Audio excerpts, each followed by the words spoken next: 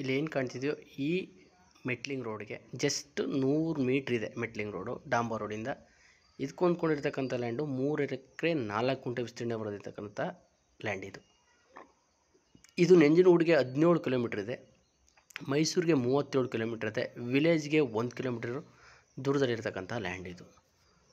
Right ಸೈಡ್ನಿಂದ ಕೂಡಿರ್ತಕ್ಕಂಥದ್ದು ಪಿತ್ರಾರ್ಜಿತ ಆಸ್ತಿ. ನೋಡಿ ಅಲ್ಲಿ ಹೋಗ್ತಿದ್ರೆ ಅಲ್ಲೊಂದು ಆಟೋ ಹೋಗ್ತಾ ಇದೆ, ಜೂಮ್ ಮಾಡ್ತಾ ಇದೆ ನೋಡಿ. ಆ ಆಟೋ ಹೋಗ್ತಿರೋದೇ ಜಸ್ಟ್ ಒಂದು 100ರಿಂದ 150 ಮೀಟ್ರ್ ಇದೆ ಅಷ್ಟೇ ಮೆಟ್ಲಿಂಗ್ ರೋಡು. ಅದು ಕೂಡ ಮುಂದ್ಗಡೆ ಇವ್ರದ್ದೇ ಜಮೀನಾಗಿರೋದ್ರಿಂದ ಅಲ್ಲಿ ರೋಡ್ ಇದೆ ಇದಕ್ಕೆ. ಅದಕ್ಕೆ ಹೊಂದ್ಕೊಂಡಿರ್ತಕ್ಕಂಥ ಲ್ಯಾಂಡ್ ಇದು.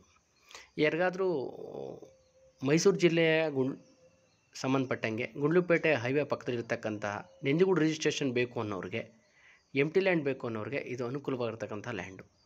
ಇದ್ರ ಪ್ರೈಸ್ ಕೂಡ ಓನರ್ ಬಂದು 30 ಲಕ್ಷ ಹೇಳ್ತಾ ಇದ್ದಾರೆ. ಕುಂತ್ಕೊಂಡ್ರೆ ನೆಗೋಷಿಯಬಲ್ ಆಗುತ್ತೆ. ಫಾರ್ ಎಕರೆ 30 ಹೇಳ್ತಿದ್ದಾರೆ, ಕುಂತ್ಕೊಂಡ್ರೆ ನೆಗೋಷಿಯಬಲ್ ಆಗುತ್ತೆ.